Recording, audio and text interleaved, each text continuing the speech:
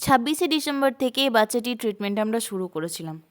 সিউড়ির শাহজাহানপল্লী থেকে এক কাকু আমাদের ফোন করে জানায় তাদের ঘরের সামনে থাকা একটি স্ট্রিট ডগের বাচ্চার অ্যাক্সিডেন্ট হয়েছে। ঘটনাস্থলে গিয়ে দেখি বাচ্চাটি পড়ে আছে এবং তার বাঁ দিকের হাতটি ভেঙে একদম দলা পাকিয়ে গিয়েছে। তলপেটে জোর আঘাত, সেখানে মাংস বেরিয়ে এসছে।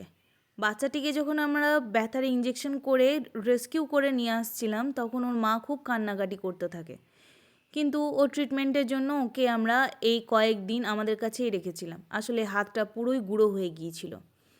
তার সঙ্গে শরীরে অনেক জায়গায় আঘাত ছিল।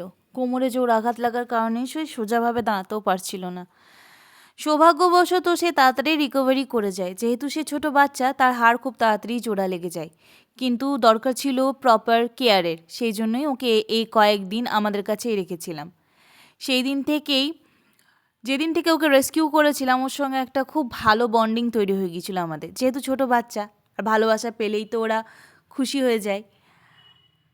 বর্তমানে বাচ্চাটি সম্পূর্ণ সুস্থ হয়ে ওর মায়ের কাছে ফিরে গিয়েছে। এখন 4 পায়ে ও হেঁটে চলে বেড়াতে পারছে।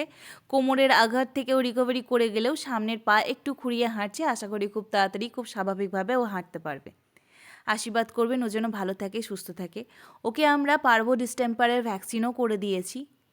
আর সবথেকে ভালো ব্যাপার যে ওখানকার স্থানীয় মানুষরা খুব ভালো, ওকে আগলে যত্নেই রেখেছে।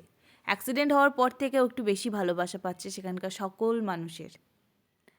অনেক অনেক ধন্যবাদ রাস্তার অসহায় অবলাগুলিকে ভালো রাখার জন্য, ভালোবাসার জন্য। আপনারা যখন ওদেরকে ভালোবাসেন, আমাদেরও ট্রিটমেন্ট করে স্যাটিসফ্যাকশন আসে। আমরা জানি যে আমাদের ট্রিটমেন্টের পর তারা ভালো থাকবে। ধন্যবাদ সেখানকার সকল স্থানীয় মানুষকে যারা ওকে ভালোবাসেন। ধন্যবাদ রিনা আন্টি। রিনা আন্টিও বাচ্চাগুলিকে খুব ভালোবাসেন এবং নিয়মিত খাবার দেন। আশীর্বাদ করবেন আমরা যেন এইভাবেই রাস্তার অসহায় প্রাণীগুলির জন্য কিছু করে যেতে পারি, আর এইভাবেই মায়ের কাছে তাদের সন্তানদের সুস্থ করে ফিরিয়ে দিতে পারি এবং সন্তানের কাছে মাকে সুস্থ করে ফিরিয়ে দিতে পারি। তারা একে অপরের সঙ্গে ভালো থাকুক, সুস্থ থাকুক, এটাই আমাদের প্রার্থনা।